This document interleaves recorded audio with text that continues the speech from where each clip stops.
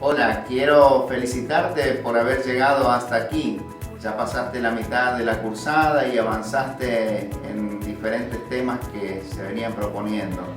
Pero todavía tenés un largo camino por recorrer y muchas cosas por descubrir. Así que te animo a seguir adelante con entusiasmo y dedicación, capacitándote para servir al Señor. En esta ocasión consideraremos la unidad número 5 de la materia Libros históricos del Nuevo Testamento. Nos introduciremos al Evangelio de Lucas para considerar aspectos generales del escrito y para hacer un acercamiento panorámico al contenido del Evangelio. Lucas es el último de los evangelios sinópticos y desarrolla una perspectiva en base a una investigación personal que hizo sobre la vida y obra de Jesucristo. Indagó entre aquellos que estuvieron con Jesús y analizó los diferentes documentos que circulaban acerca de él. En cuanto a los aspectos generales del Evangelio de Lucas, debemos tener en cuenta las siguientes cuestiones. La primera de ellas tiene que ver con el origen de este Evangelio. ¿Quién lo escribió? Podemos ver que tanto la evidencia interna como el testimonio de los primeros cristianos coinciden en atribuirle la paternidad literaria de este Evangelio a Lucas, el médico amado y compañero de ministerio del apóstol Pablo. Si bien él no pertenecía al grupo de los apóstoles, recibió el testimonio de aquellos que estuvieron con Jesús e investigó en diferentes fuentes para cerciorarse sobre la veracidad de la información que disponía y poder escribir un testimonio confiable acerca de Jesús. La segunda cuestión está relacionada con el lugar y la fecha de escritura. ¿Cuándo y dónde fue escrito este Evangelio?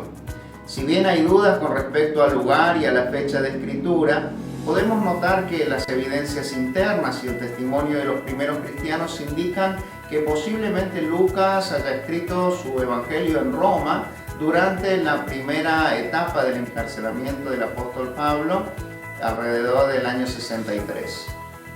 La tercera cuestión está relacionada con los destinatarios de este Evangelio a quienes se dirige Lucas. En esta ocasión, y a diferencia de los demás evangelios, el escritor menciona directamente al destinatario por su nombre.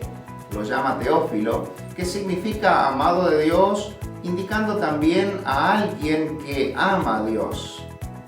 Su trasfondo es gentil y pagano, pero posiblemente haya estado vinculado al judaísmo. Lo cierto es que manifiesta mucho interés por la vida y la obra de Jesús y también por el testimonio de los primeros cristianos.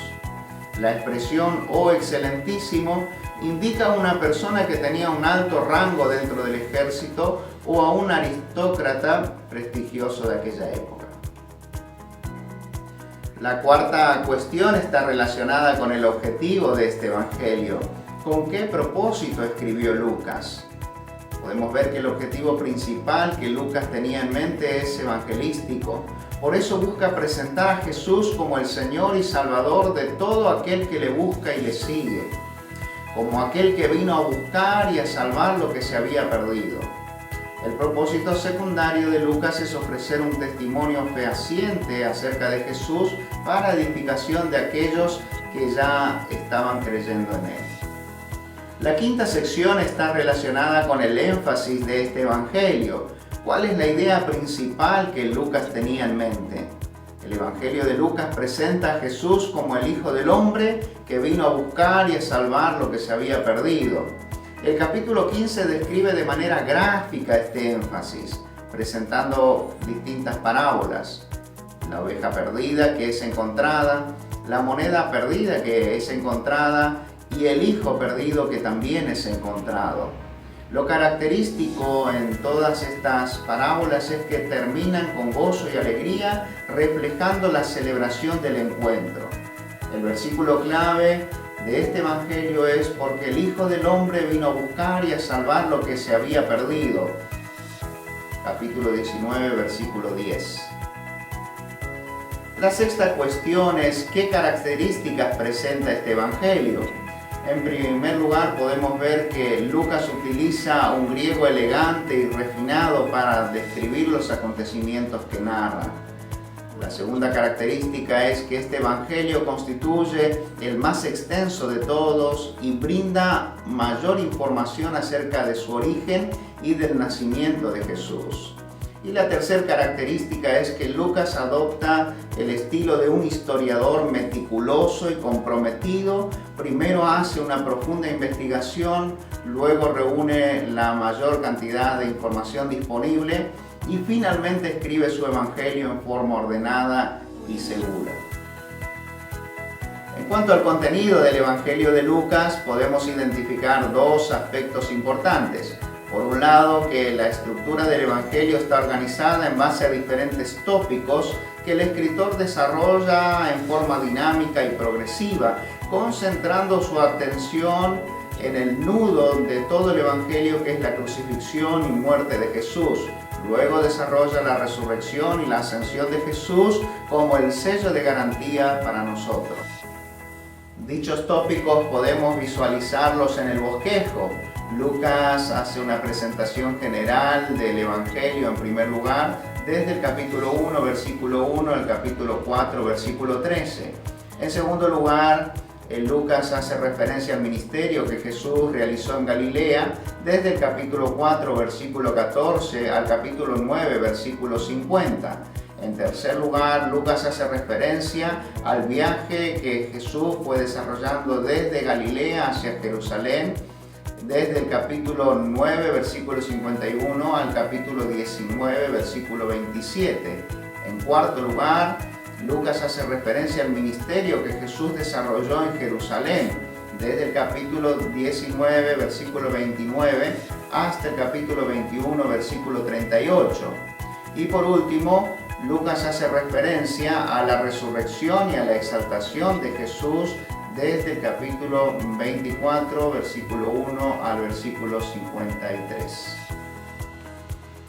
Y por otro lado, podemos notar que el contenido de este evangelio presenta grandes enseñanzas que permanecen vigentes para todos los tiempos. En primer lugar, podemos ver que Lucas presenta el misterio pascual como la clave hermenéutica de su evangelio. Jesús es el Cordero de Dios que entrega su vida en sacrificio propiciatorio por el pecado de todos nosotros. En segundo lugar, podemos notar que el Espíritu Santo es el alma de la historia de la redención, que da vida y movimiento a toda la obra que Jesús realizó en esta tierra.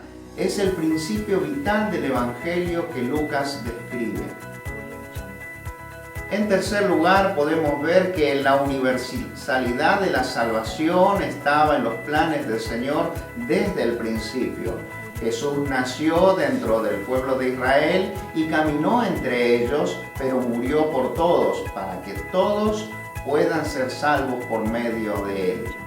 En cuarto lugar, podemos observar que la clave del poder y de la autoridad de Jesús se encuentra en la oración. La conexión que tenía con su Padre Celestial constituía el secreto para cumplir la voluntad del Padre y para poder contar con su respaldo divino. Esto me hace recordar al fundador de este instituto bíblico, el hermano Peter de Ineca, que era un hombre de oración. Él solía decir: mucha oración, mucho poder; poca oración, poco poder; nada de oración, nada de poder. En quinto lugar, podemos ver que el Evangelio que transmite Lucas constituye buenas noticias para toda la humanidad. Noticias que generan gozo, alabanza y acción de gracias a Dios por lo que Él ha hecho por nosotros.